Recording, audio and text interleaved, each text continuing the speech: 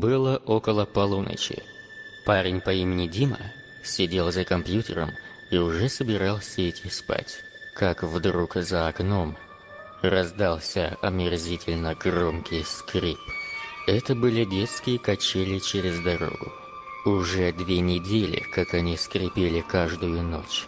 Дима иногда задумывался, кто же в такую пору там качается. Там качели для совсем маленьких. Взрослый человек в такую и не сядет.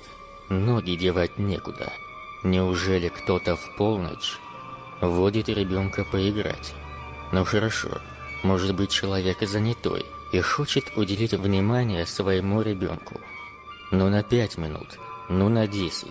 Но это ведь по полночи продолжается иногда. Вдруг Дима услышал, как этажом выше открылось окно. Это был его сосед. Уважаемые, вы там чем скрипите? Вы там что, анусами своими скрипите, что ли? Так я вам сейчас помогу их смазать паяльником. Поздно уже, кыш отсюда, спать ложитесь. Скрип прекратился, но через некоторое время возобновился и стал каким-то уж совсем мерзким и назойливым. Диме даже показалось, что он слышит в нем истерический смех. Сверху хлопнула входная дверь. Послышались громкие шаги по лестнице. Видимо, сосед решил лично разобраться. Не понравилось такое отношение.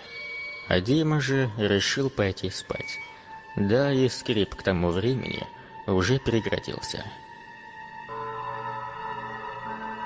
Утром соседа нашли на тех самых качелях.